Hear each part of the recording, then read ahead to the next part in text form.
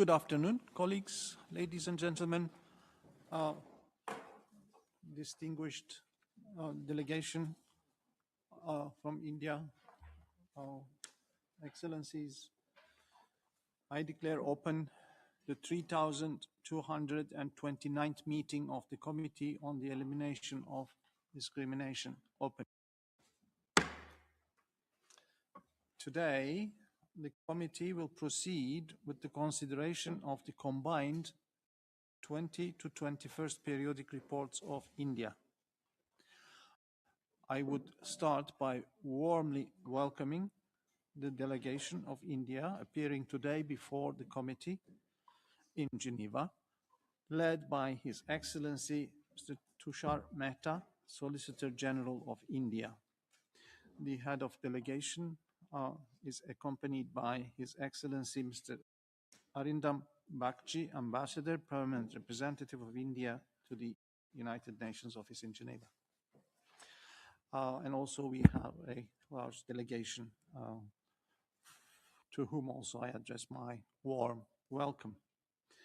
I look forward to a constructive exchange of view, a frank discussion of the issues related to our convention and our mandate.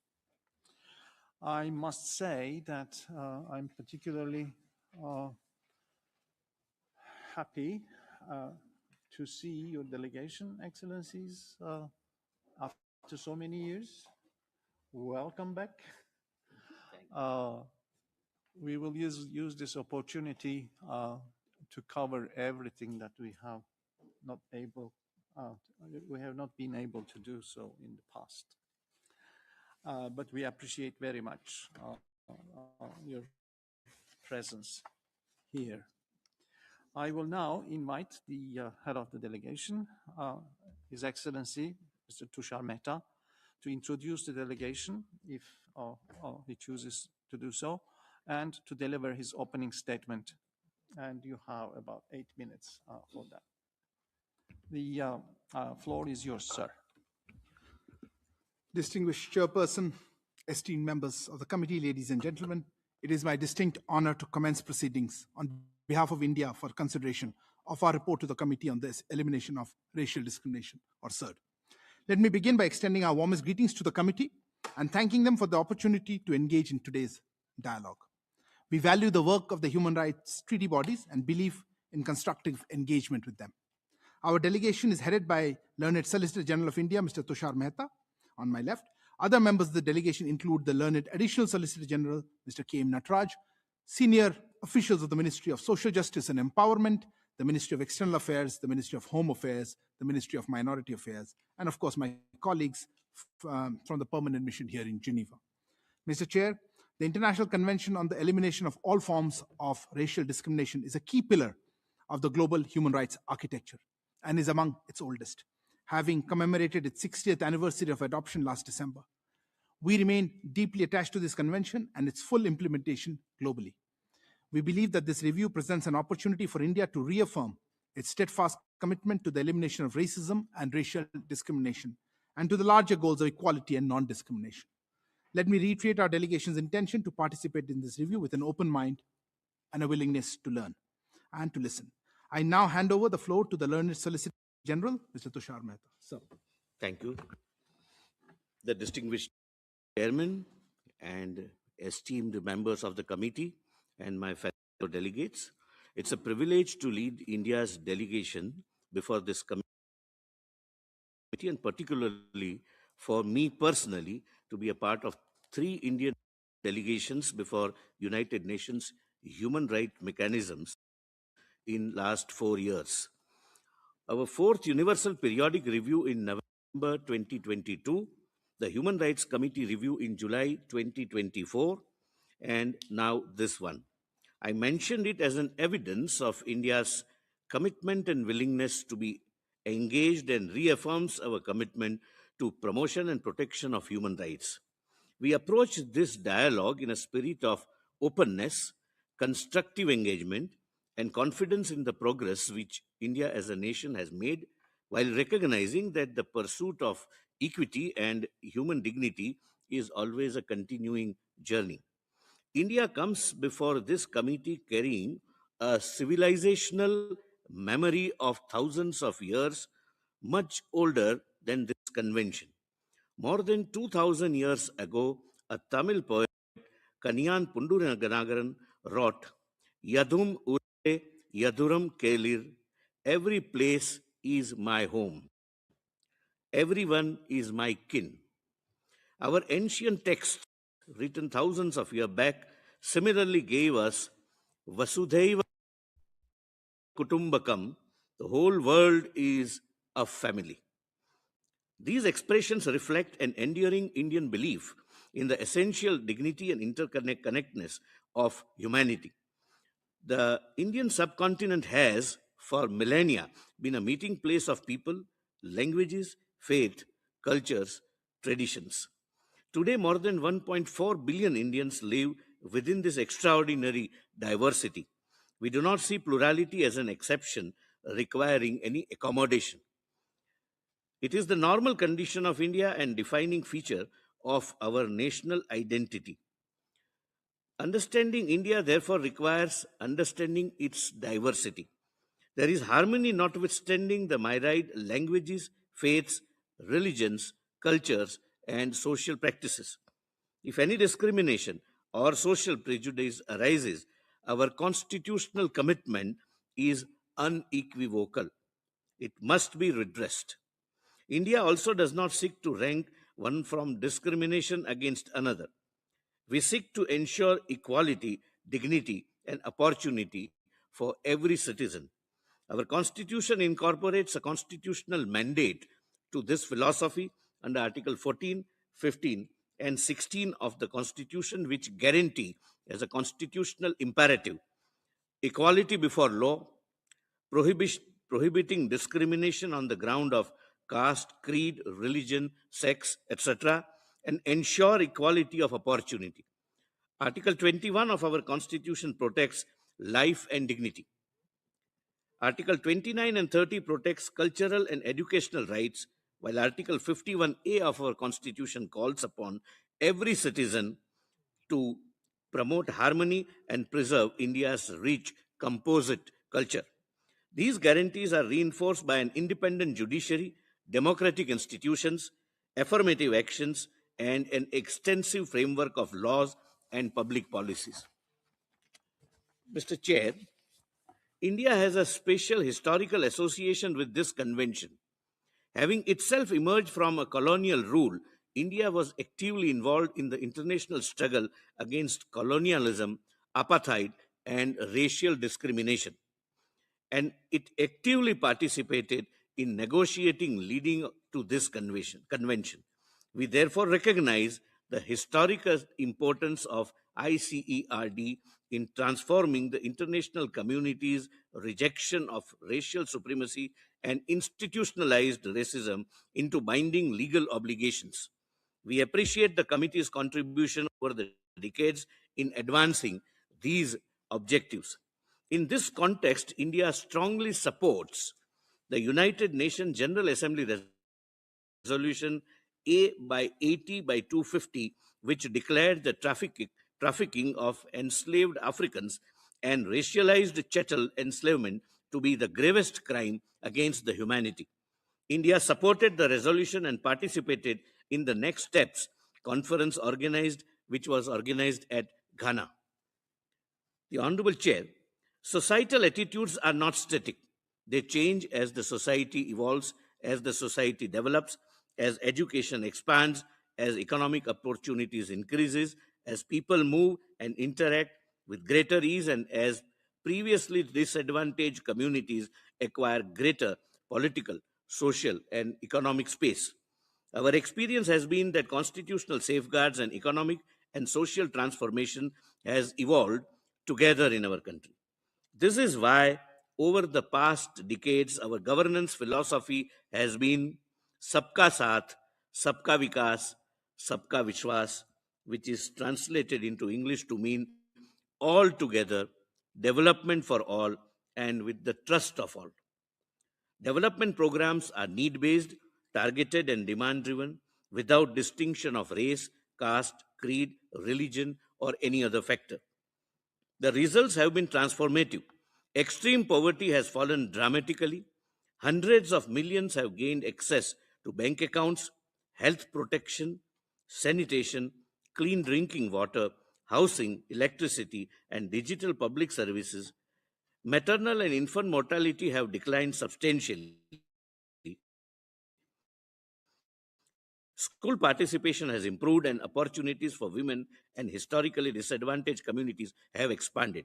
Importantly, many of these gains have been greatest among those who started with the deepest disadvantages. India has complemented universal development with constitutionally mandated affirmative actions in education, public employment, and political representation. Scheduled castes and scheduled tribes are politically represented at all levels, be it a village council or the highest body, namely the Parliament of India. Around 1.2 million women today serve as elected representatives in our rural local bodies. Our president herself is from a tribal community, embodies these possibilities created by India's democratic and constitutional journey. Mr. Chair, in a country of 1.4 billion people, challenges remain and new ones will also emerge as the society changes. Our approach is neither to deny them nor to allow individual instances to define the whole. We address them through constitutional governance, democratic accountability, judicial remedies, targeted public policy, and sustained socio-economic development. As India moves towards the centenary of its independence in 2047, our objective is not merely to become Viksit Bharat, that is, developing country, but to ensure that the benefits of that development reach every Indian. We therefore look forward to a frank, respectful, and constructive dialogue with the committee. We hope that our discussions will recognize both the complexity of India's diversity and the scale of its transformation while helping us advance our shared objective, that is, a society in which every individual enjoys equality, opportunity, and dignity. Thank you, Mr. Chair. Thank you, Your Excellency. Thank you, Excellencies, for your introductory statements. We will now start our dialogue, which will last approximately 3 hours this afternoon, and we will continue tomorrow morning. The dialogue will be divided into 4 segments. Today, we'll focus on the first 2. The first segment is about statistics, the Convention in Domestic Law, and the institutional and policy framework for its implementation. And segment 2 will cover situation of ethnic and ethno-religious groups and indigenous peoples. These themes were already identified by the committee in the list of themes and in the methodology shared with the State Party. The first round of questions in segment 1 will last about 20 minutes, and the country rapporteur, Madam Stavrinaki, will pose them. After this first round, the delegation will have 20 minutes to respond to these questions. And then the country rapporteur and other members of the committee will have follow-up questions for about 15 minutes, and then the delegation again will have 20 minutes to provide replies. We will take a short break, then we will start with the second round of questions for segment 2. Now, I want to draw the attention of the members and the delegation to the need for strict management of time. We have a timer on the screen, as you have seen, and we will manage it accordingly. I would also like to take this opportunity to underline a standard policy of the committee, valid for every state party, that the committee has a zero tolerance policy toward any acts of intimidation or reprisals, whether directed individually or collectively against human rights defenders or civil society actors. The committee values the cooperation and engagement of human rights defenders and other civil society organizations. Their free, safe, and unhindered participation is essential to the effective discharge of the committee's mandate. The committee calls on all states parties to ensure an enabling environment that is conducive to the full participation of civil society, free from interference, harassment, or intimidation. The committee recalls states parties' obligation to ensure that no individual who has cooperated or engaged with the committee in the context of reviews under Article 9 of the Convention is subjected to reprisals or other forms of intimidation. Having said that, and without further delay, I will give the floor to the country rapporteur, Madame Stavrinaki, for her opening remarks and the first set of questions. You have 25 minutes, Madame Stavrinaki, and you have the floor. Thank you, Mr. Chair. And let me start by warmly welcoming the delegation of India back to the committee, Your Excellencies, esteemed members of the delegation.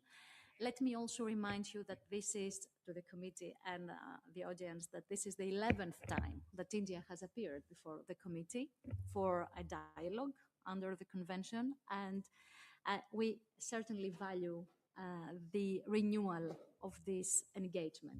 So together with my colleagues, and in particular my co-rapporteurs, Mrs. Shepherd and Mrs. Chung, we look forward to a constructive and open dialogue.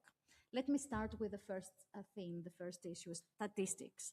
So the State Party report relies on 2011 census data with no gender, age, disability cross-classification. The report includes refugee figures dated January 2021 with no discrete category for migrants, asylum seekers, or stateless persons. A nationwide census launched in April 2026 will run through 2027 and will enumerate caste and religion, but reportedly not race or ethnic origin, and no self-identification methodology has been confirmed. So now that this 2027 census is underway, could the delegation confirm whether and how it will capture ethnic or racial origin, and what self-identification safeguards are envisaged for caste and tribal status data consistent with our committee's general recommendations? Could the delegation also provide disaggregated data going beyond the 2011 census for the scheduled castes and scheduled tribes, and clarify what interim data collection mechanisms exist pending 2027? Given also that refugee figures in the report date to January 2021, could the delegation provide updated numbers and explain why migrants, asylum seekers, refugees are not counted as discrete categories in any data collection exercise? I now pass to the Convention in Domestic Law and the legislative framework. The State Parties report indicates that Article 51 of the Constitution requires the state to foster respect for international law and treaty obligations, but the treaties are not self-executing and require specific legislative incorporation before they can be given effect in domestic courts. The report also cites a Supreme Court decision holding that insofar as international norms are consistent with domestic normative principles, they are enforceable by domestic courts, even in the absence of implementing legislation. Could the delegation provide concrete examples of cases in which the Convention itself, as opposed to other international law instruments, has been invoked by parties or applied by domestic courts? The report also gives detailed budget and scheme information under the Protection of Civil Rights Act and the Prevention of Atrocities Act, But I think our dialogue would benefit from information on enforcement outcomes. So since Article 15 and existing legislation are not applicable in relation to private actors, extending protection to housing, private employment and education, the adoption of a comprehensive anti-discrimination legislation covering both, direct and indirect, intersectional discrimination in both public and private spheres remain necessary to strengthen prevention and accountability. Let me recall that the committee in its 2007 concluding observations made also a number of recommendations that remain relevant today, including on the recognition of scheduled tribes as indigenous peoples, the extension of scheduled tribe status to tribal communities in Assam, the finalization of the national tribal policy, the introduction of a distinct Sarna census code, and the declaration under Article 14 of the Convention. So does the government intend to take, or has it taken, a position on the draft Anti-Discrimination and Equality Bill? And does it envisage comprehensive legislation defining direct and indirect discrimination in line with the Convention? Beyond the funding and scheme data provided, what independent evaluation exists of whether that expenditure has measurably reduced the incidence of, for instance, untouchability practices or atrocities? 25 years after the Durban Declaration called for national action plans, does India envisage adopting one against racism and racial discrimination? And how does the state party intend to close this protection gap in the private sphere, especially in housing, in employment, and education, goods and services, given that constitutional equality guarantees are applied against the state rather than private actors? Now, turning to racist hate speech, incitement to racial hatred, and hate crimes. The committee notes that India still does not have a single comprehensive law defining or regulating hate speech. Rather, the framework remains scattered across provisions of the Indian Penal Code and the Bharatiya Nyaya Sanhita, and I'm sorry in advance for my pronunciation. And also it's supplemented by case law. So while the Supreme Court directed suo motu action against hate speech in 2023, which of course is very much positive, we note that in 2026, the court declined to hear petitions against named officials. The committee also notes that no statutory aggravating factor exists for racially, caste, or ethnically motivated offenses, a gap the state party's own report effectively concedes. Independent monitoring recorded over 1,300 anti-Muslim hate speech incidents in 2025, which are more, also falling under this convention, alongside derogatory online terminology stigmatizing Dalit, assertion, and Abdekari identity, including recurring rhetoric attributed to senior officials. We note that the September 2024 communication through the UN special procedures on this pattern and also the committee's concerns under the early warning urgent action remain unanswered. So finally, we also note that there have been no declaration of any organizations promoting non-state organizations, racial hatred, have not been declared illegal as called for under Article 4B of the Convention. So will the state party introduce a statutory aggravating factor for racially motivated offenses? What measures address hate speech disseminated online and in political and electoral discourse, including any content moderation obligations on platforms? What is the state party's response regarding the statements by senior officials, and has any measure been taken to declare illegal any organizations promoting and inciting to racial hatred? Now passing to the National Human Rights Commission of India. The committee notes that the 2019 amendment enlarged the membership and investigative capacity of the NHRC. However, we are concerned that in April 2025, the Gunnery Subcommittee on Accreditation recommended downgrading from A to B following 3 successive deferrals. And also, final review has now been deferred to November 2026. Separately, we note that with concern that all 7 seats on the National Commission for Minorities have remained vacant since April 2025, leaving that body, quasi non-functioning. Could the delegation update the committee on the substance of the concerns underlying the proposed NHRC accreditation downgrade and what the government is doing to address them? What safeguards protect the independence of the NHRC member appointment process from the executive? And what mandate or specialized expertise does the Commission apply specifically to complaints of racial discrimination? Why have all 7 National Commission for Minority seats remained vacant? And does the government intend to fill them? I now pass to entities responsible for implementing and monitoring anti-discrimination policy. So the report addresses the scheduled caste and scheduled tribes criteria and budget lines for particularly vulnerable tribal groups. But the proposed Equal Opportunities Commission, first recommended by the Sahar Committee and reiterated by the 208 Expert Group on Diversity Index, remains unmentioned in the report and unestablished 17 years on. So it is unclear whether, the NCAC and NCACT, the new 2 committees, hold enforcement powers or purely recommendatory ones. So what concrete outcomes can the 2 commissions report for the current reporting period as to complaints received, investigated, and resolved, and what became of the recommendations in practice? Do these commissions hold enforcement powers? Are these as distinct from recommendatory ones? And does the government intend to take forward the long-pending Equal Opportunities Commission proposal?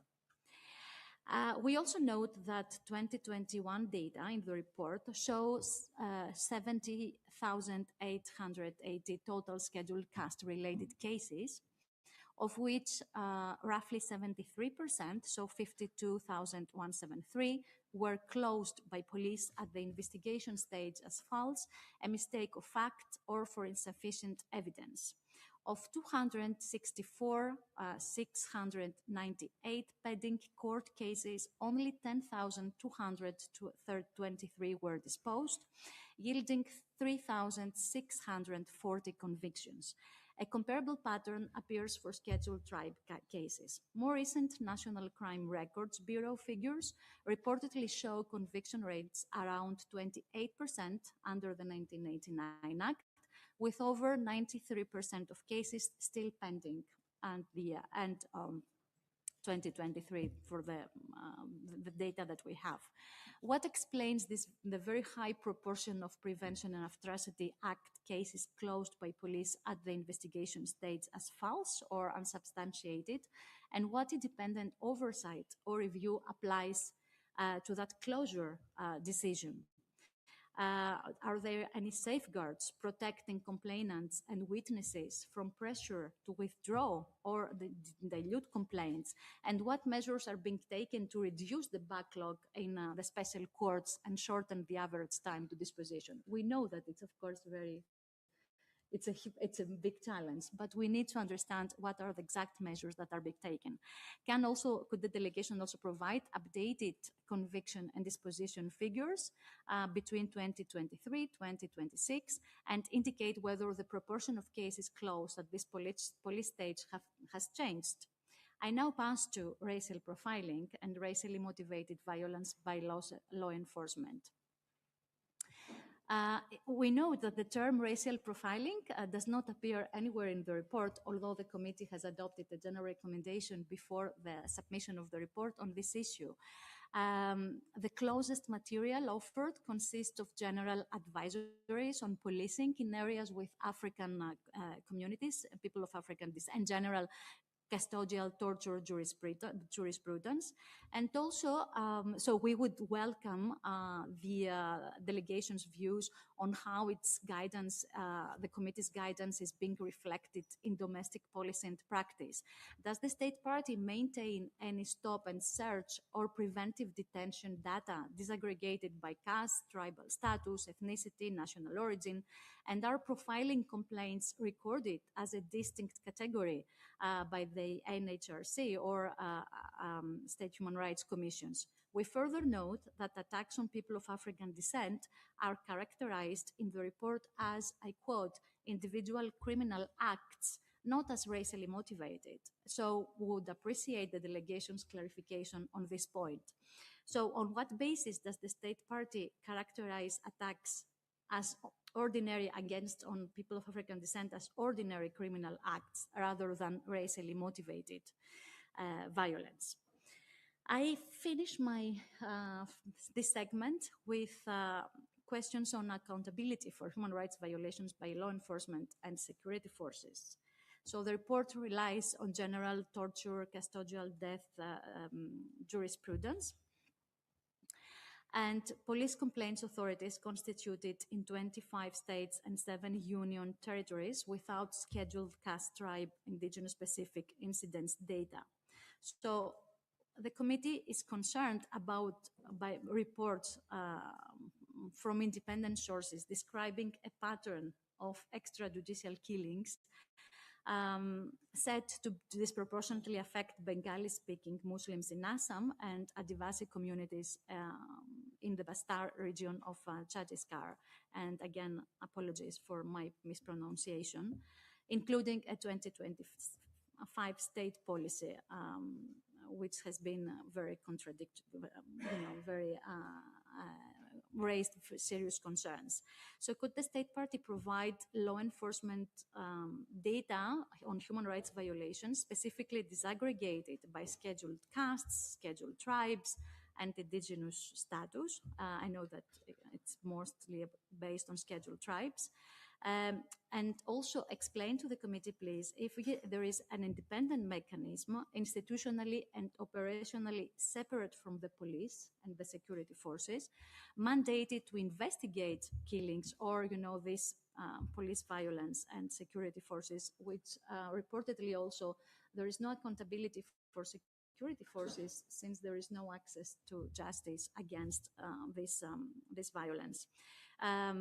Could you please also comment on reports on these extrajudicial killings in the Bastar region and clarify, please, what measures have been taken by the state party to clarify, for oversight and accountability safeguards. And this would conclude my first part of questions. Thank you very much in advance for your answers. Thank you, Madam Stavrinaki. This is the first round of questions raised by the rapporteur. Now I will turn towards the delegation for responses. Head of delegation, you have 20 minutes. Thank you, Mr. Chair. We will begin by requesting Additional Secretary in the Ministry of External Affairs, Dr. Akino Vimal. You have the floor. Thank you, Chair, and thank you, Rapporteur, for your questions. Before we respond, I would like to place on record 3 clarifications which would apply in our responses today and tomorrow. First is on the caste and the remit of this committee. India's position is long-standing, that has been articulated consistently over decades, and it is clearly explained in our national report responding to the LOIPR. The convention resulted from painstaking negotiations among states. Its traverse preparatories demonstrate the care with which its scope, terminology, and obligations were negotiated. States became parties on the basis of these agreed obligations. Interpretation must therefore remain anchored to its text, object, and purpose, and established principles of treaty interpretation. The term dissent refers to discrimination such as those faced by people of Asian and African descent. Indeed, dissent was introduced by Indian delegation during the negotiations to address ambiguity surrounding national origin and to capture separately the notion of previous nationality or geographical region of an individual or his ancestor. At no stage did any delegation propose that dissent should encompass caste. We recognize that there can be academic and theoretical debates concerning race, descent, caste, ethnicity, or social origin. These must be distinguished from legal obligations expressly undertaken by states. General recommendation of this committee has an important interpretative role. but cannot amend the convention or create new treaty obligations. The General Recommendation 29, insofar as it seeks to expand dissent to caste-based discrimination, is therefore unacceptable to India. Second, on indigenous people, India understands that indigenous people are those descended from populations inhabiting a country or geographic region at the time of conquest, colonization, or establishment of present state boundaries, and who retain some or all of their own social, economic, cultural, or political institutions. Accordingly, India regards its entire population at independence and their successors as indigenous. The question of formally recognizing any particular group as indigenous people therefore does not arise. This does not imply an absence of special protection for socially disadvantaged groups. The Constitution recognizes scheduled tribes as specific constitutional category and provides extensive safeguards, including affirmative action, political representation, protection of their social, economic, cultural, and educational interest, and special governance arrangements. Scheduled tribes and indigenous people are therefore not synonymous categories. Nevertheless, without prejudice to these established positions, and as a matter of cooperation and courtesy to the committee, we will respond substantively to the questions concerning caste and indigenous people within our domestic framework. Third, we recognize that individuals may experience multiple and overlapping forms of discrimination. However, intersectionality cannot become an independent basis to bring within CERD matters otherwise outside the convention. Such an approach could potentially bring virtually any civil, political, economic, cultural, or social issues within this committee's merit, blurring the treaty mandate and undermining the relevance of separate treaty bodies. Nevertheless, in the spirit of constructive engagement, we will endeavor to address such queries without prejudice to our position regarding the scope of the convention and the mandate of the committee. Thank you, Chair. Thank you. I would now hand over the floor to Additional Secretary, the Ministry of Social Justice and Empowerment, Madam Mona Kandar. The esteemed committee members, I would like to begin by saying that India's constitutional framework seeks to ensure the full and equal enjoyment of civil, political, economic, social, and cultural rights by scheduled castes and scheduled tribes.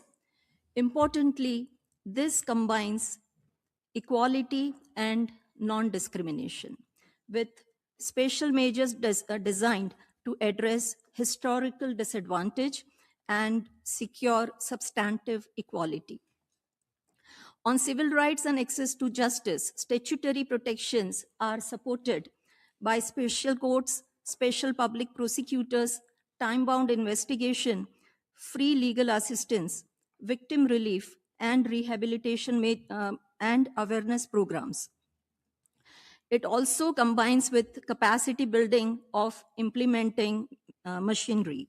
On political participation, the Constitution guarantees representation of scheduled castes and scheduled tribes in elected institutions. Following the 2024 general elections, out of 543 seats in the Lok Sabha, 84 are reserved for scheduled castes and 47 for scheduled tribes.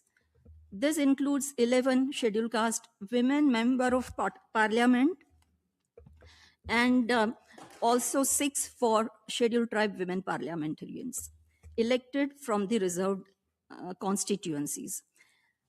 Comparable constitutional arrangements operate in provincial legislatures and local self-government as well, including reservation of leadership position at the local level. In public employment, 15% of posts and vacancies in the union government are reserved for scheduled caste and 7.5% for scheduled tribes, alongside corresponding measures at the provincial level as well. Economic and social empowerment is supported through dedicated development action plans. Budgetary allocations under the development action plan for scheduled caste increased from approximately rupees 360 billion in 2014-15 to rupees 1.6 trillion in 2024-25, demonstrating the substantial scaling up of targeted public investment. And this is spread across 37 ministries. I would like to give an example of the transformative change that has taken place in the educational outcome of SCs and STs. Education has been another major area of progress. Scheduled caste enrollment in higher education reached 6.6 million in 2021-22, representing an increase of approximately 44% since 2014-15. The gross enrollment ratio in higher education increased from 18.9% to 25.9% over the same period.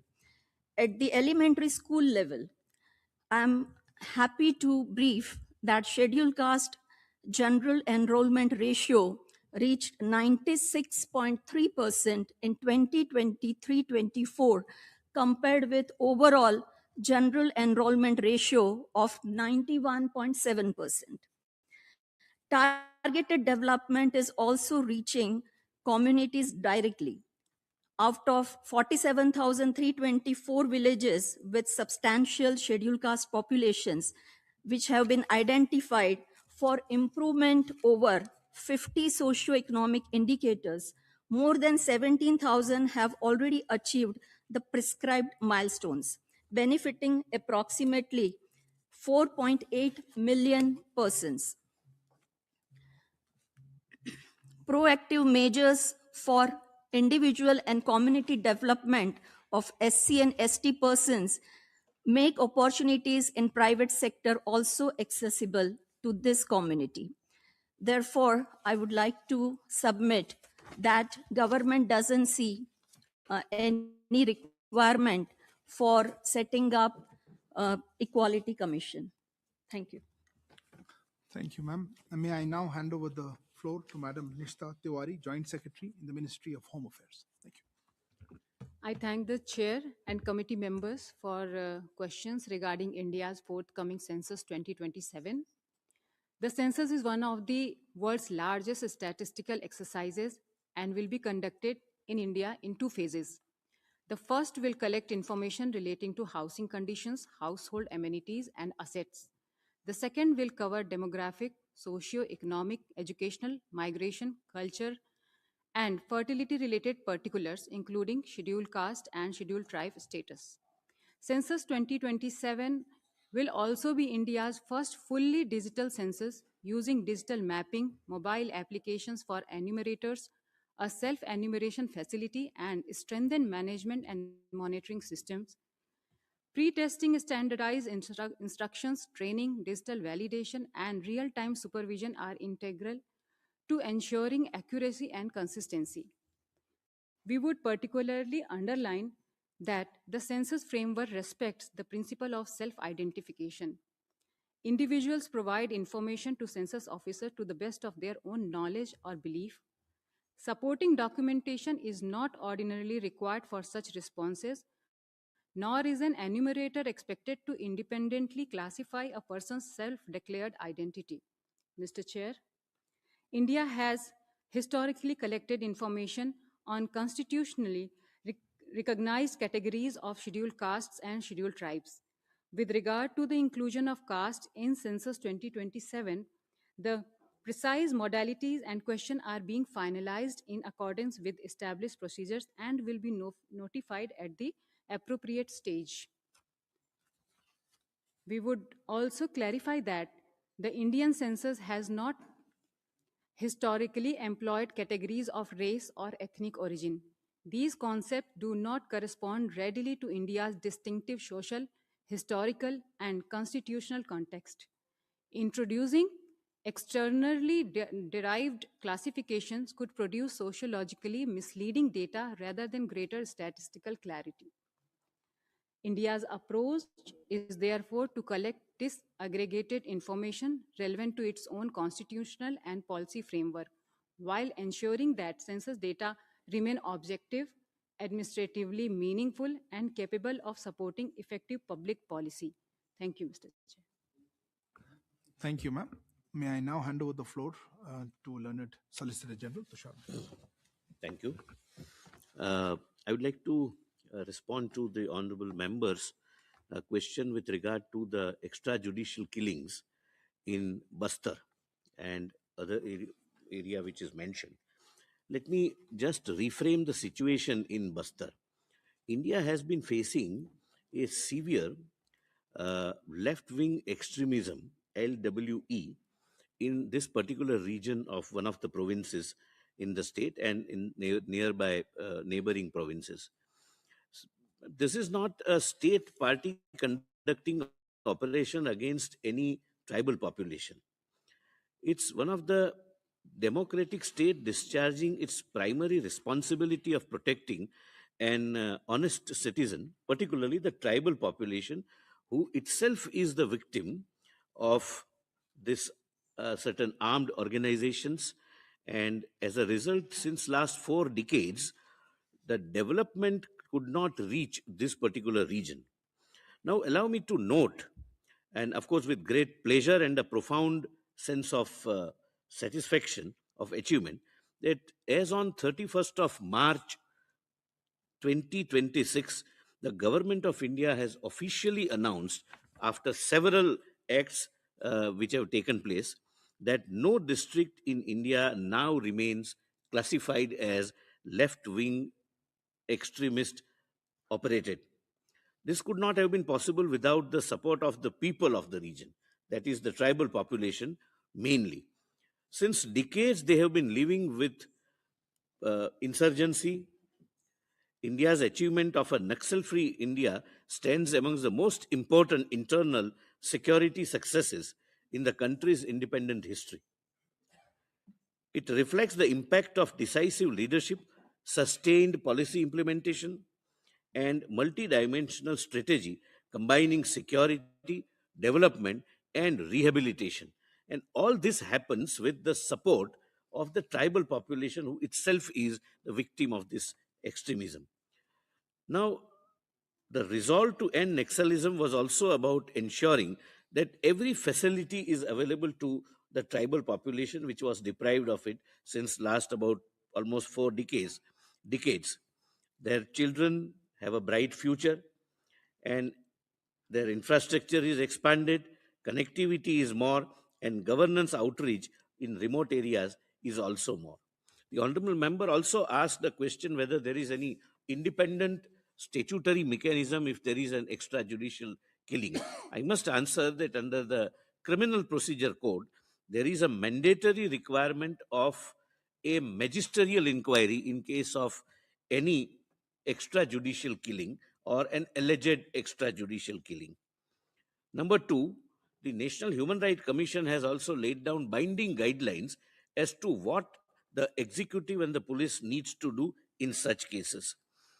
The Supreme Court, in case of People's Union for Civil Liberties versus State of Maharashtra, has given 15 guidelines, and those guidelines are mandatorily required to be followed in case of each alleged extrajudicial killing. Apart from that, we have constitutional remedies before the High Court and the Supreme Court, and people do approach, and in appropriate cases, the courts also take cognizance, directing measures which may be required in facts of a particular case. Thank you. Thank you, sir. I'll now briefly hand over the floor to Dr. Akino Vimal from Ministry of External Affairs.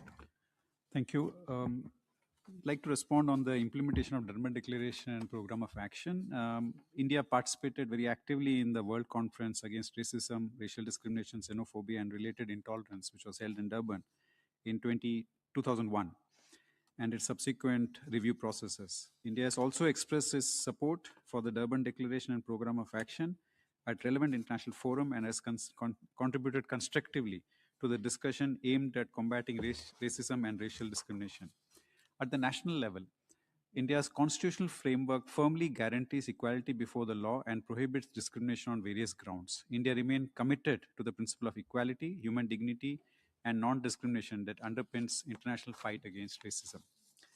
With regards the question related to attacks on African nationals in India, and its characterization in India, I would like to say that in the absence of evidence establishing that the offense was motivated by racial hatred or hostility towards persons of African origin, it would not be appropriate to characterize the incidents as racial attacks merely on the basis of um, nationality or identity of the victim.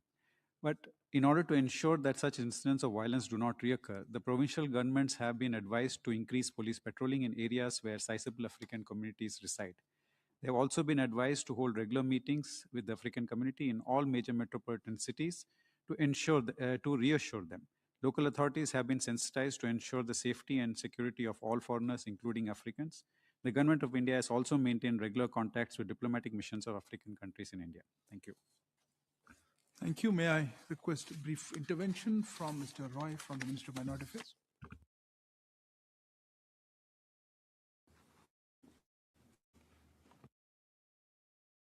NCM is a part of the National Ministry of Minority Commission, and as per Section 33(2) of the NCM Act 1992, the Commission consists of a chairperson, vice chairperson, and 5 members, out of which on 21st July 2026, Shri Harjit Singh Grewal, Chairman, has been appointed as Chairperson. Srimati Munawari Begum, Vice Chairperson, on 20th July 2026. She had been functioning as a member of the Commission from 9th March 2026. Shri Burjis Desai was also nominated as a member from the Parsi community on 10th March 2026 to the Commission. And Shri Glenn E. Souza has been nominated as a member of the Christian community on 21st July 2026. Thank you. Thank you very much. Let me just address a couple of quick queries that were raised. One is the National Human Rights Commission. It is our firm conviction that the National Human Rights Commission, be it in terms of its structure, composition, activities, or independence, is fully compliant with the Paris principles. We value the work it does, and government remains committed to supporting its activities and maintaining its independence. A reference was made to the A status and the B status accreditation by the Global Alliance for National Human Rights institutions. But from our perspective, NHRC being an independent entity, it would not be appropriate to talk about its engagement with other organizations like GANRI, and questions on what they're going to do best addressed to them. But let me reiterate, we believe they are Paris principles compliant and they deserve to retain its A status accreditation. On the exact recommendation, also between the GANRI and NHRC. And quickly, also a question was asked on online hate speech. Just to reiterate, the internet is not a law-free space. Incitement to hatred or violence on grounds of race, caste, community, language, place of birth is punishable under our criminal law, BNS, Bharatiya Nyaya Sanhita. BNS is easy way to do it. And also, the SC/ST Prevention of Atrocities Act applies when its requirements are met. Intermediaries must observe statutory due diligence, maintains grievance mechanisms, comply with lawful removal or blocking orders. These standards apply irrespective of the identity or office of the speaker and must be implemented effectively across Indian languages. Just to give you a sense of, we don't see it as different from anywhere else. I will stop here. I know we are short of time, but maybe from Minister of Social Justice, you have a couple of minutes if you would like to say something more. Thank you. Mr. Chair, I would like to mention that as the distinguished committee member has acknowledged, India has a comprehensive constitutional, statutory, and institutional framework to prevent discrimination and to protect scheduled caste and scheduled tribe atrocities and other prohibited conduct. A significant strengthening of the framework took place in 2016. This is actually not a static framework, but this is a dynamic framework. Further, in the year 2018, again, it has been simplified and measures have been taken to expedite the investigation and other enforcement mechanism. The process of review further continues, and in 2026, that is this year, the government has constituted a task force to examine implementation and recommended further modification.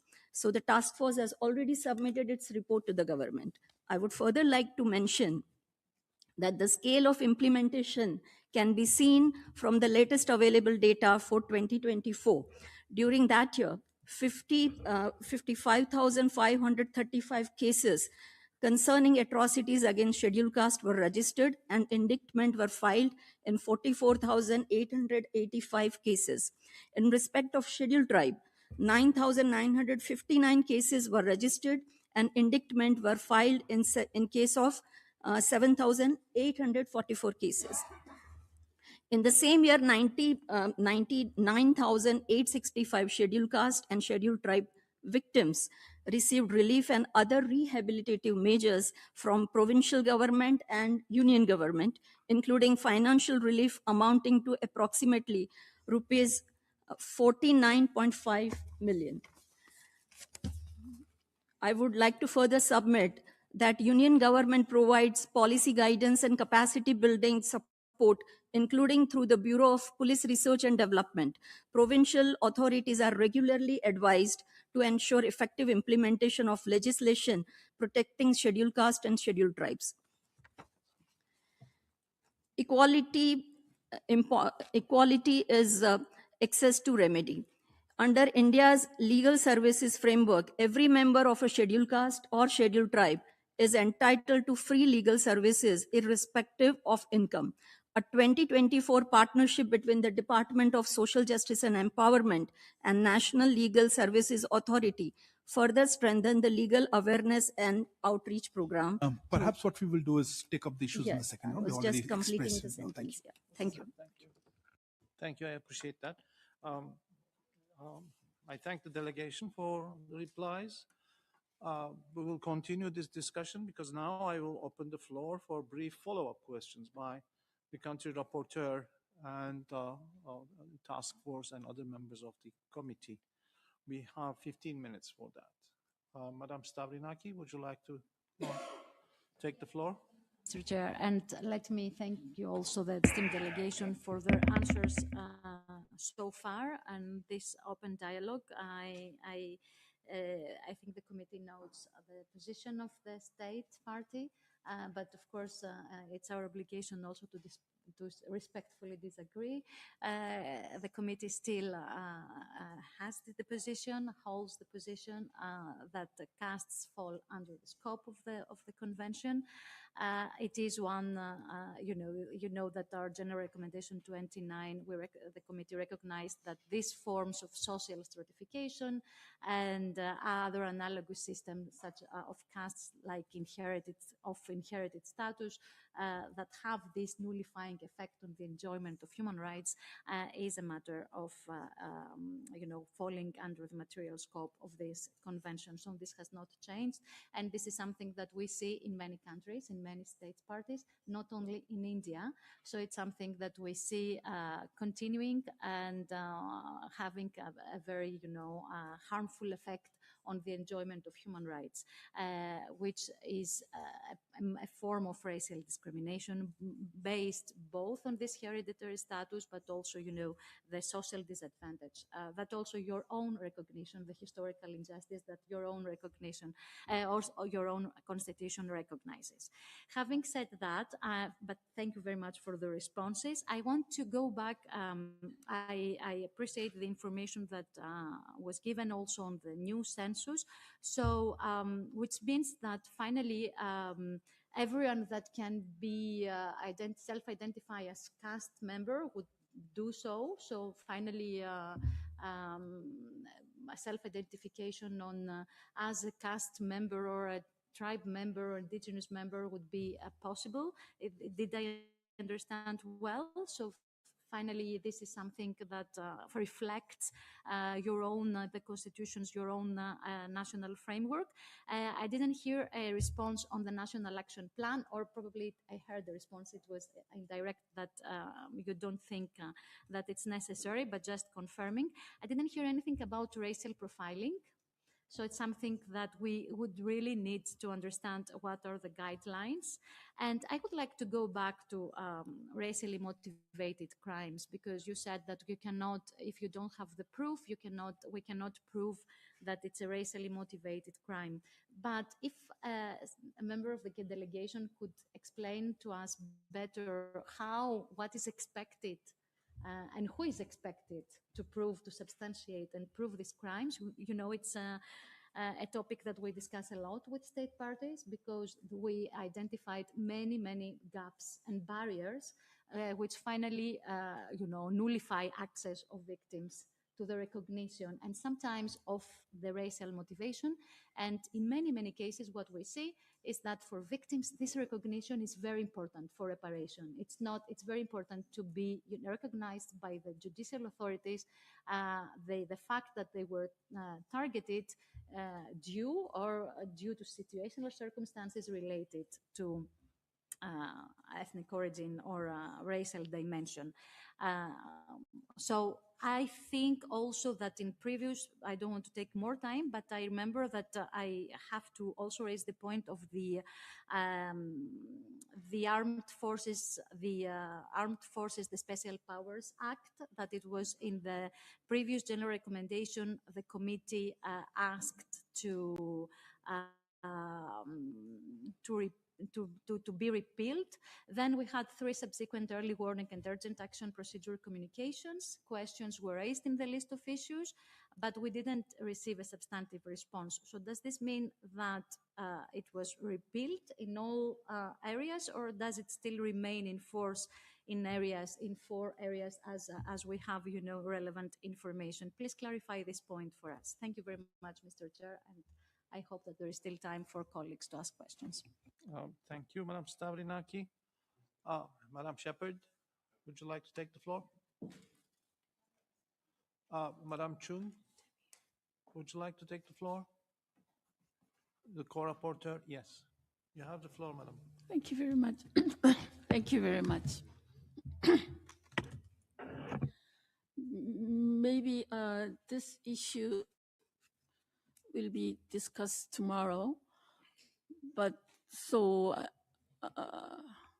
we reserve this issue for tomorrow, but the Indian government delegation, I don't know, declared as the first statement from your part that the caste is not decent, right? So the general recommendation 29 is not applicable to Indian state, Indian society. So it has been repeated every time when we review Indian state report. So, but there are so many researches and then the experience anyway, including even diaspora communities all over the world. But I, as a researcher or activist for human rights, I'm not persuaded why the Indian government keep that position, because it's just for the development of Indian society and Indian state. I mean, to open your position and then take all the measures to improve the situation, then that results in a development overall in the whole country. So I would like to raise this issue first, and then I will ask it at my time that, but there are so many abstract words in your statement and your report, and also in the laws, various laws in India, including what is primitive, what is backwardness, and then, yeah, that kind of things. So there are so many acts, laws. It was very difficult for me to understand all the mapping of the position, living residential area of tribal scheduled tribal, including indigenous peoples, and all the various acts which can be applied to those peoples. I mean, to understand then the situation and then measures to be taken. But the law and implementations are totally should be conversed. But there are many situations that the implementation is not, I mean, well enforced. I mean, made following the act. So the neighboring countries are accepting the situation of discontent and our third general recommendations, 29 and so on, 23 and so on. And but I repeat again, why Indian government keep your position so strongly? This one. And then we have an early warning and urgent action procedure, which received the Indian cases, so many Indian cases. And then the Indian government does not reply soon or properly because of your position. So I please just not just declare it's not our situation, and it's not our position, but please let us be persuaded, because we have many international human rights law said the Indian society has decent problem, including caste, especially Dalit, untouchability, and then work, I mean, specific work belongs to Dalit and so on, please. Yeah, that's my Thank you. question. Thank you, Madam. Madam Shepherd, we don't have much time, so I think I should really take the floor first to welcome the delegation from India. And I shouldn't miss the opportunity to thank you for having voted yes to the resolution. And the only reason I'm raising this is that I was part of the technical team of Ghana that helped to put it together. So I really should thank you for that, because as Reverend Al Sharpton Jr. said the day before at the high level conference, that helped to kind of, set the stage for the resolution. On March 25, some states would sit with the unrighteous and others would sit with the righteous. So I think you know where you sat. So I wanted to thank you, and finally to say that since you supported the resolution and you understand the seriousness and the importance of it, that means that you understand the role of historical injustices and the continuation of such injustices in contemporary actions and in society. So I hope when we raise certain issues, you'll realize that it's the lingering legacies of colonialism that force us to ask certain questions. Thank you. thank you, Madam Shepherd. Madame Thévier, vous avez la parole. Merci. Thank you, Chair. I would like to offer a warm welcome to the delegation of India. I would like to better understand some terminology of castes and tribal groups. Might the delegation clarify the manner in which the state party defines the categories, the caste categories, and the recorded tribes in their administrative work? And then also, could you parasize or clarify which of these are recorded in each category, as well as the criteria used for identifying members of each caste and tribe? Thank you very much. Vicente Vasquez, you have the floor. Muchas gracias. Thank you very much. Thank you, Chair. First off, I should like to offer the warmest of greetings to the distinguished delegation of India. Thank you very much for your presence. I don't have much time, so before asking questions, I should like to also make a general comment.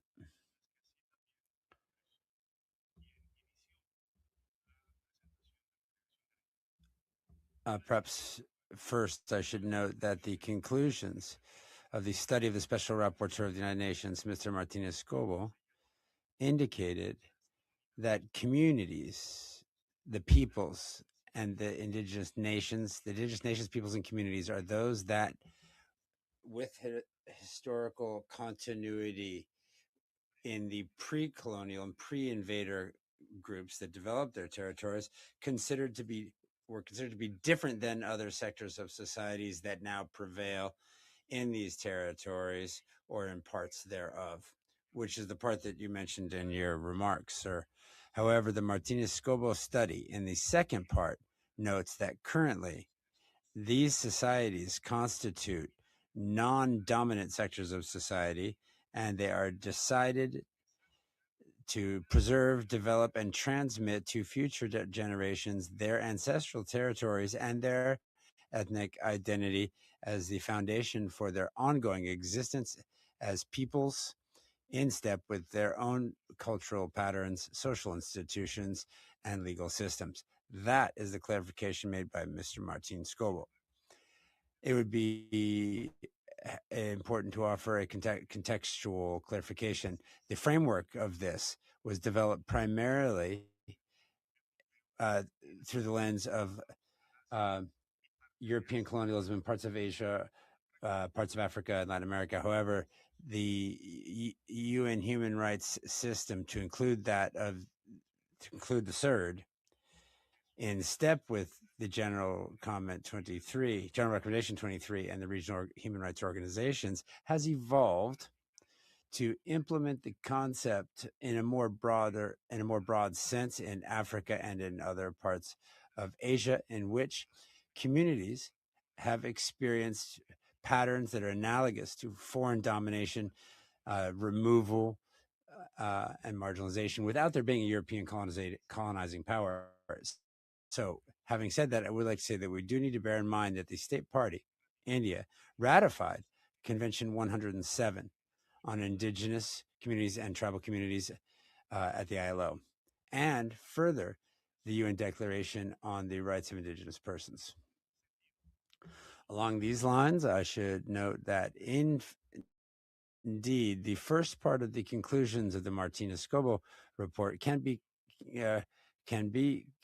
consider the entire Indian population as indigenous. However, the second part, in step with Convention 107 of the ILO and the Declaration of the UN on the Rights of Indigenous Persons, would include other tribal collectives in the state party. Hence, I invite my colleagues with their questions, those that have been asked and those that will be asked, might they be considered in the response of the state party in order to facilitate this constructive dialogue. I thank you. Thank you. Mr. Balsarjak, you have 17 seconds. I'll do my best. Thank you, Chair. I warmly welcome the delegation of India. Thank you for your presence and this continuing dialogue, because it's, of course, not the first time that your delegation is here. I have a very short comment and a very short question.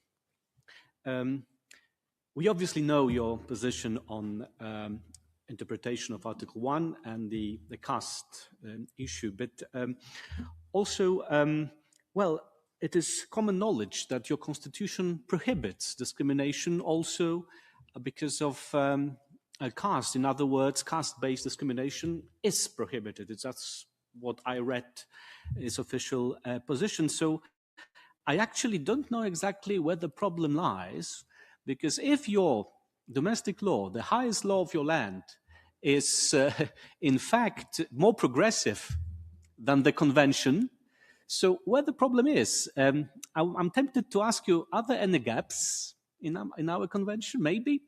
Perhaps you would like to address the issue of gaps in ICERD. But that's what's striking, because if your law allowed discrimination against castes, and we said no, then we could discuss it further. But that's a logical problem I see. And finally, thank you, Mr. Solicitor General. You referred to the anniversary of ICERD. You referred to Durban as well. And let me just express gratitude that you did refer to this, because in fact, it's true, India played a foundational role in the negotiations on ICERD. Last year, we celebrated its 60th anniversary.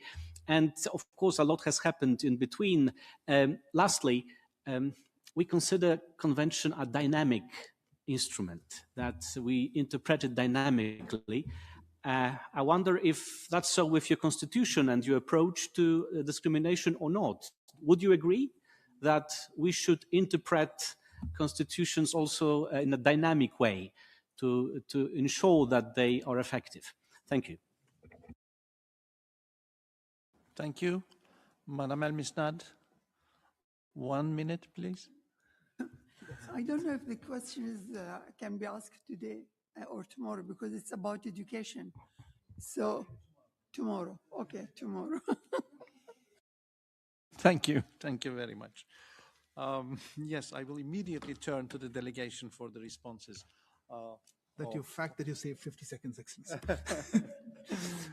Thank you very much, Chair. I'll try to answer it in 2 ways. Of course, I didn't hear too many questions, but we missed a few questions because we were over the time, so we will come back to, thank you for pointing those out.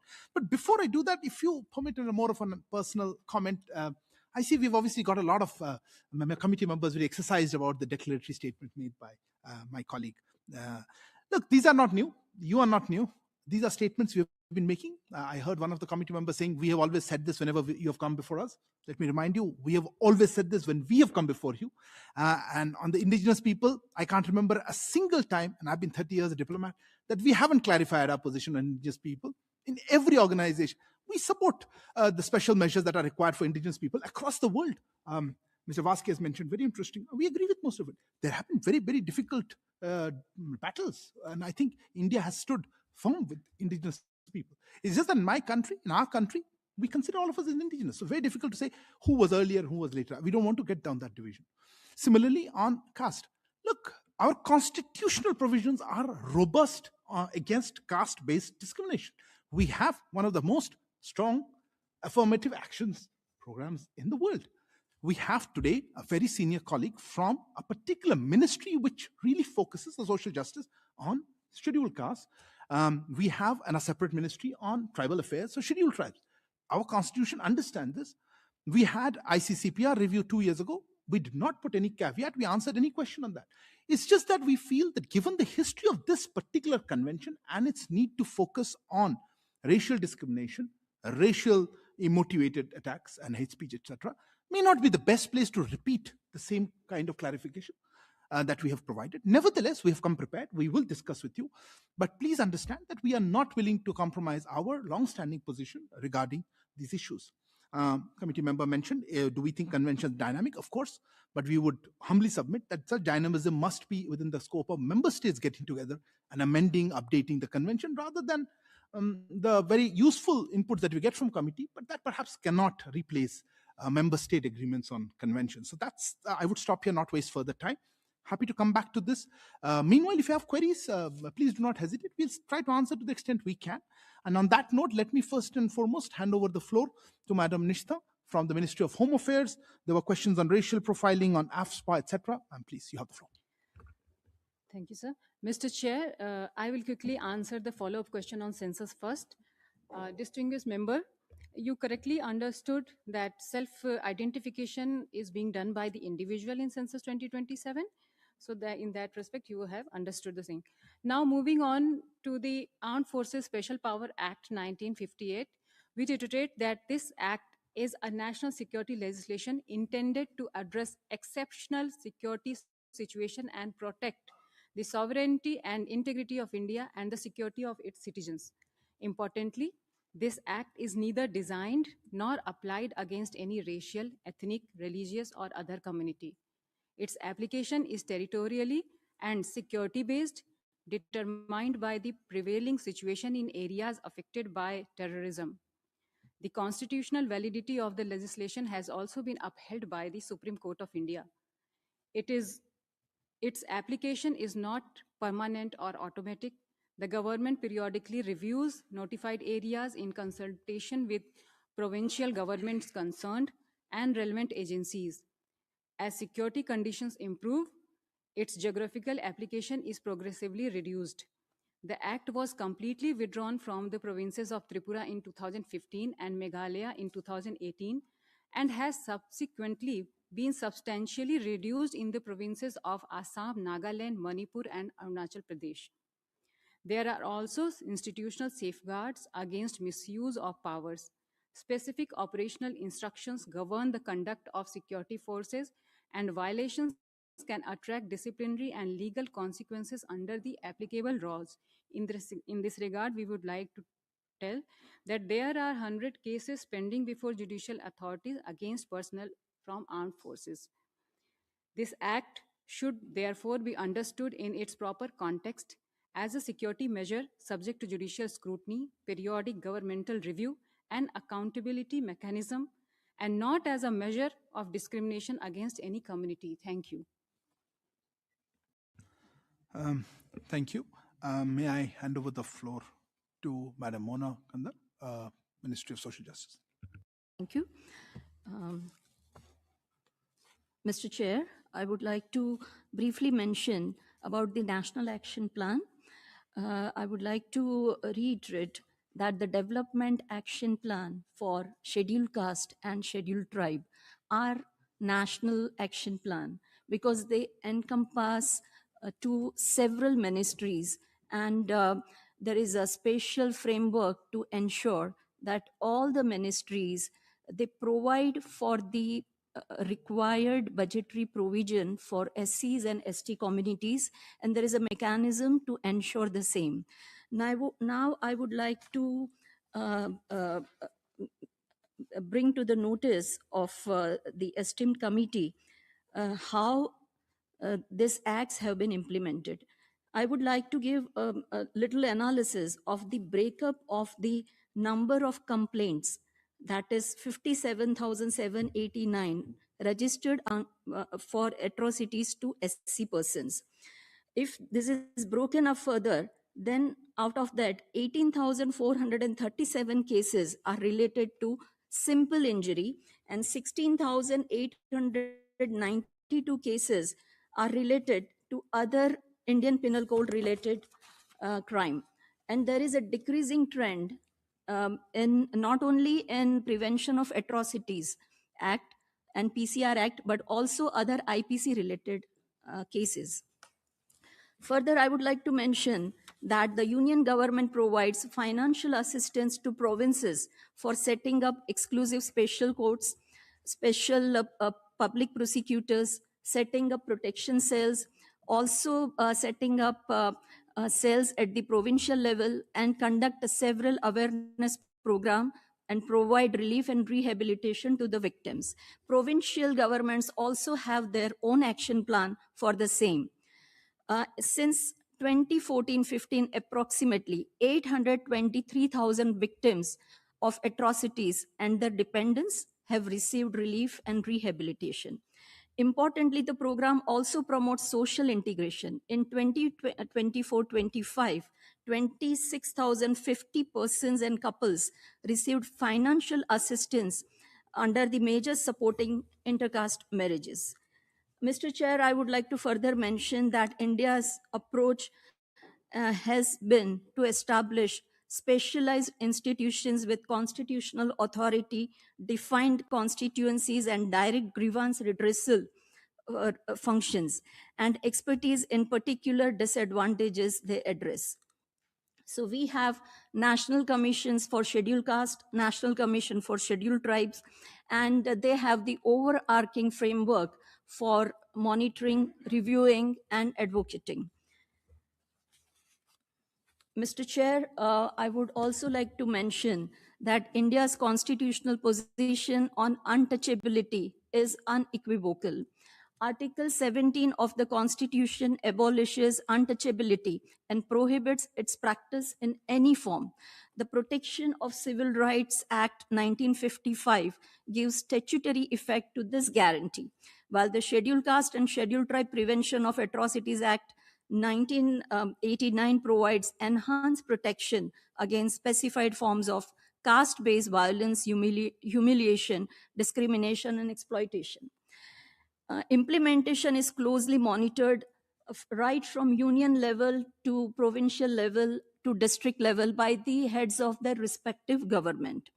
The cases registered under the Protection of Civil Rights Act have shown a declining trend from 26 in 2019-20 to 18 in 2024-25, while encouraging the government remains committed to eliminating such practices completely. Thank you. Thank you. I understand there are a few more issues on the Ministry of Home Affairs. Madam Minister, you have the floor. Mr. Chair and distinguished members, as we all are aware that India is a multilingual, multi-ethnic, multi-religious and pluralistic society. We unequivocally reject hate speech, hate crimes and mob violence directed against any individual or community. Our constitutional and legal framework provides equal protection to all persons irrespective of religion, ethnicity, language, caste or other status. Supreme Court of India in Tehseen S. Poonawalla case laid down comprehensive preventive, remedial, and punitive measures to address mob violence and hate crimes. These include designation of senior police officers as district nodal officers, identification of sensitive areas, preventive policing, prompt registration of cases, protection and compensation of victims, effective investigation and prosecution, and access to legal aid. Mr. Chair, we would like to highlight that India's new criminal laws have further strengthened this framework. The Bharatiya Nyaya Sanhita 2023 specifically criminalizes hate speech and hate crime. Also, where offenses are committed against members of scheduled caste and scheduled tribes, additional protection under Prevention of Atrocities Acts may also apply. The Supreme Court has additionally directed that where conduct discloses a cognizable hate speech offense, law enforcement authorities must act in accordance with the law without waiting for a formal complaint, and failure to comply with the judicial direction can attempt contempt proceedings. Mr. Chair, individual incidents in a country of India's size should not be conflated with state policy or institutional tolerance. Where violations occur, our constitutional institutions, police, courts, and human rights mechanism provide established avenues for accountability and remedy. India remains firmly committed to combating such acts while ensuring due process and equal protection of law for every citizen. Thank you. Thank you. May I now hand over the floor to Honorable Solicitor General? Thank you. On the question of hate speech, there was one specific question from the honorable member, that is whether hate speech is specifically defined in our penal law or not. It is not specifically defined, and there is a good reason behind it. See, hate speech can be of various types. It can be a spoken word, it can be a written word, it can be by your conduct, it can be by gestures, etc., etc. So restricting a particular offense in one particular segment of definition would perhaps defeat the purpose. Therefore, we have section 196, 197, 299, and 353. They are very widely worded sections which penalizes any form of hate speech, whether spoken, written, whether irrespective of the medium, whether it's printed, electronic, digital, etc., etc. So therefore, it is thought advisable not to have specific definition. One of the question of the honorable member was that recently the Honorable Supreme Court did not entertain some individual cases of hate speech. I would like to say this: the Honorable Supreme Court is the highest constitutional court of the country, and generally not a court which goes into inter-se individual disputes. As the honorable member of our delegation said, Supreme Court has laid down a detailed guidelines as to the legal regime which is to be followed whenever a hate speech takes place. And that guidelines are very, very elaborate. Supreme Court has also said non-compliance of that guideline would be contemptuous. Having done that and provided for a framework, it will not be possible for the Supreme Court to go into each individual case, because each individual who has a grievance has a remedy under that framework. Third question which I would like to address was with regard to anti-discrimination bill. Article 14, 15, and 16, as everyone knows, discrimination is prohibited by the Constitution itself. So there is no separate law which is required. There are several legislations which directly or indirectly deals with anti-discrimination legislation. There was a private member bill some 5-6 years back, and it was never taken up, not insisted upon, and the bill has lapsed. But our constitutional provision are in the field, and they mandatorily prohibit any kind of discrimination on any ground. So separate legislation may not be required. Thank you. Thank you, sir. May I now hand over the floor to Dr. Akino Vimal? Thank you. On the issue of African descent, you had a follow-up response from Mr. Ravian. Thank you. There was a question asked about how do you distinguish a racial attack as a attack on an individual as a racial attack. It's important to distinguish between identity of the victim as well as the motivation of an offense. The fact that a victim of a criminal act is an African national does not by itself establish the offense was racially motivated. Such incidents are investigated individually by the competent law enforcement authorities on the basis of facts and evidence available, including any evidence related to motive. Where a case proceeds to trial, questions of fact and criminal responsibilities are ultimately determined by the competent court in accordance with law. We are therefore cautious against automatic characterization of every criminal incident involving an African national as a racial attack.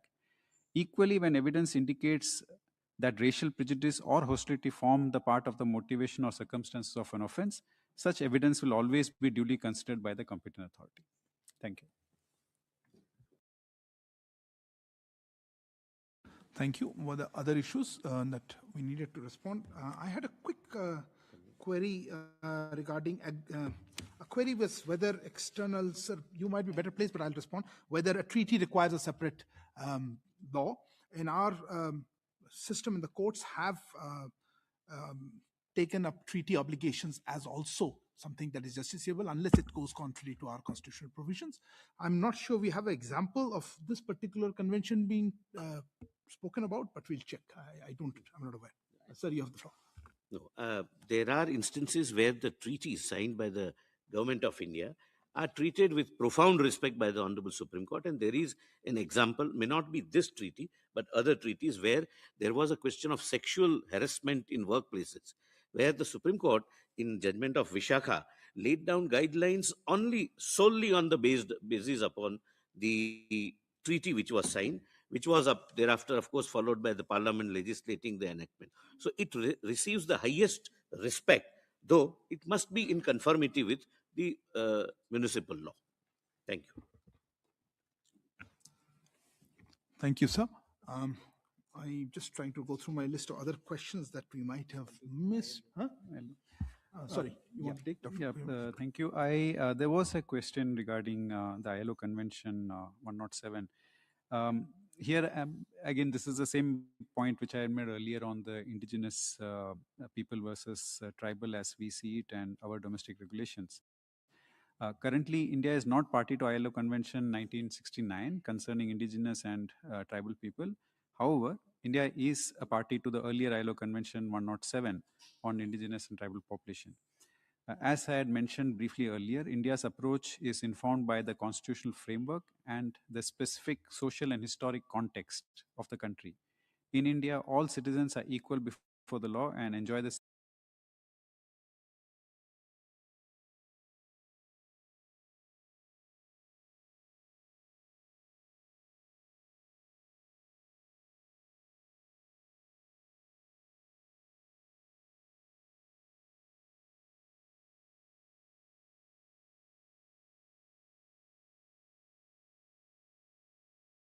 now hand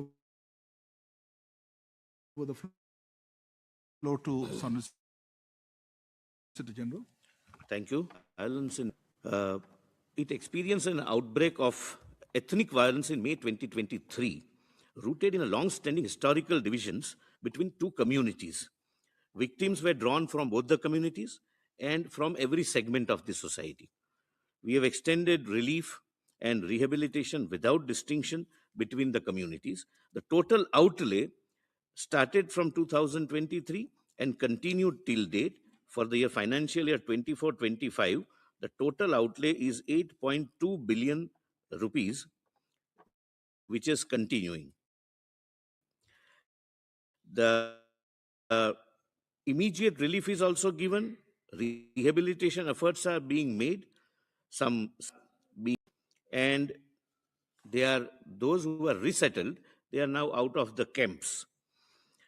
Rehabilitation proceedings are obviously going in phases. By March 2026, approximately 16,500 persons from some 3,700 families have already been resettled. Now, about the investigation into the offenses, there is an exemplary framework which is provided by the government before the Honorable Supreme Court of India, and that is, I'll just briefly narrate.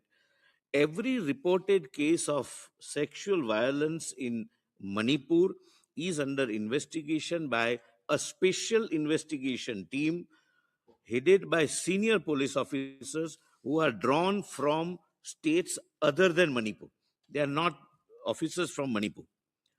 To ensure independence, this is the step which is taken. There are 42 special investigation teams which have been constituted to investigate cases of general violence other than sexual violence. Trials of these cases have been transferred outside Manipur, that is in the nearby states, and the Supreme Court of India, having taken cognizance of this offense and this situation, has constituted a 3-member team which consists of 3 former women judges, one of whom is a former Chief Justice of the High Court, and they are overseeing the questions of relief, rehabilitation, and resettlement of victims, and directly reports to the Supreme Court. The investigation is also being monitored by a senior level police officer appointed by the Supreme Court who directly reports to the Supreme Court. Now, I'm happy to share that the violence is controlled. There is no violence. The peace has returned and the rehabilitation work is going on. So far as domestic workers is concerned, as of now, the domestic worker is included in all labor legislations, and more particularly Code on Wages 2019, Occupational Safety, Health and Working Condition Code 2020, and Code on Social Security. There are several laws I'll not enumerate because of want of time. We'll place it within 48 hours, as the Honorable Chairman has said. But recently, the Honorable Supreme Court did take cognizance of this fact and has constituted an expert committee to go into the question of legislation or some framework for the domestic workers. So far as the conversion issue is concerned,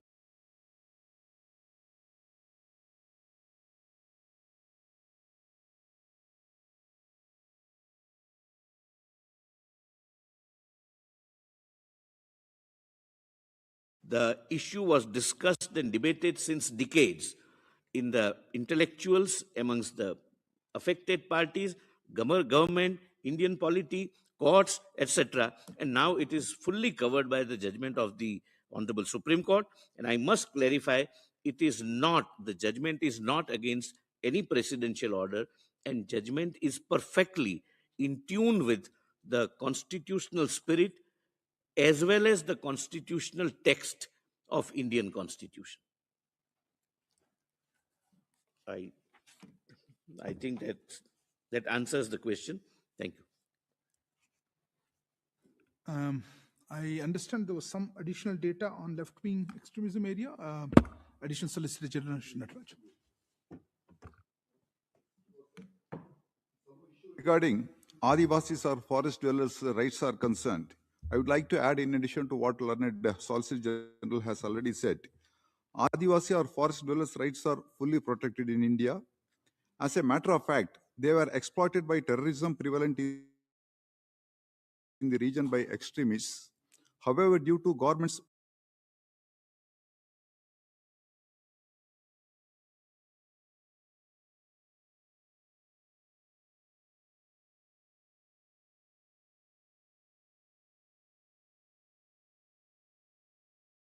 but at the same time, terrorism, which badly affects them, cannot be allowed. Further, I'd like to add, the police are not entrusted with the responsibility of obtaining consent for parting away of their lands. Police are only law enforcement agencies to maintain law and order. Insofar as acquisition of land is concerned, by which the property of an individual can compulsorily be taken away for any public project is concerned, the same will be done strictly in accordance with the applicable acquisition legislations. In fact, the new Land Acquisition Act introduced in 2013 specifically mandates, insofar as acquisition of the lands of scheduled areas where such Adivasis are residing is concerned, more rigorous provisions have been incorporated. Inter alia, consent of such Adivasis and local bodies are mandated. Therefore, there can be no apprehension that police or any other law enforcement agencies may take away lands of Adivasis. That is a misplaced apprehension. Thank you. May I now hand over the floor to Solicitor General for a query? Yes, there was a question regarding fake encounters. The government is concerned about the fake encounters, and the present existing statutory mechanism take care of that system. As I've already indicated, there is a mandatory requirement of magisterial inquiry simultaneously with the investigation. In some cases where the facts and circumstances so justify, the affected parties or even public interest, public spirited persons do approach the constitutional courts, namely the high courts or the Supreme Court of India. And if the facts so justify, the courts also constitute special investigative teams chosen by the court itself, so that there is a neutral and impartial investigation whether the encounter was fake or was a genuine encounter.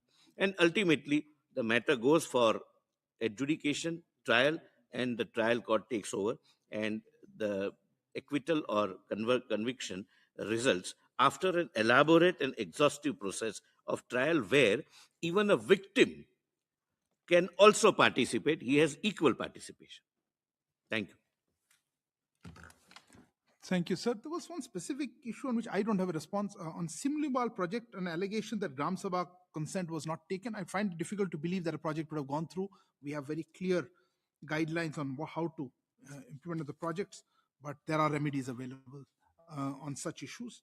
I'm just trying to look at if missed altogether or did not supply, or a couple of issues somebody said we'll come back tomorrow. Should we stop here? Anyone else would like to add anything? If not, you want to, sorry. Okay, Madam Mona, please.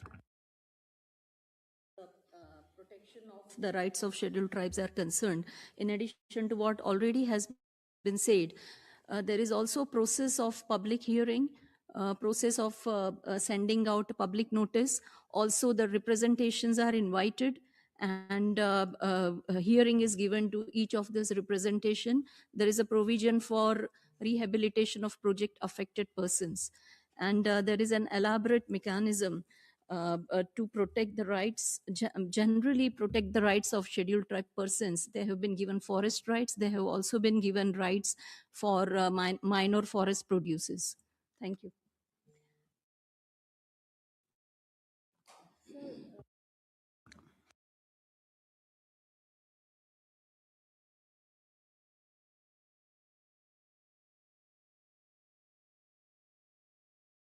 In this regard, I would like to apprise the committee that narcotics issue is a serious issue, and Government of India has taken note of it. It is on priorities of the Government of India, and to tackle the narcotic control, narcotic related issues, Government of India has come up with a vision document for next 3 years, which encompasses enforcement activities, regulation on diversion of precursors, and capacity building, and also on demand reduction and harm reduction, which will also include the cultivation of drugs in Northeast region, specifically in the reference to Nagaland. So that issue is in the notice of Government of India, and we are acting upon it. Thank you. You need to get the floor.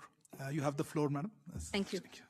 So I would like to briefly reply to the query related to right to health, especially with respect to SC and ST persons. So India's approach to the right to health is based on universal and non-discriminatory access, supplemented by targeted intervention where particular communities, especially SCs and STs, face specific health vulnerabilities. I'm happy to submit a good example. That is the launching of National Sickle Cell Anemia Elimination Mission in July 2023, with the objective of eliminating sickle cell disease as a public health problem by 2047. While available to affected populations generally, it has a particular focus on tribal communities where prevalence is significantly higher. The mission envisages screening of approximately 70 million persons aged from 0 to 40 years in affected areas. It combines early detection of patients and carries with genetic counseling, awareness, treatment, follow-up care, and sickle cell genetic status cards. Centers of competence are also being established in premier public medical institutions for advanced diagnostics, prenatal diagnostics, counseling, and tertiary care support with financial assistance of up to rupees 60 million per center.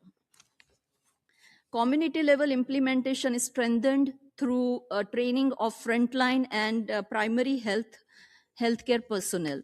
This targeted measures operate within India's much larger universal healthcare architecture, including public and preventive healthcare and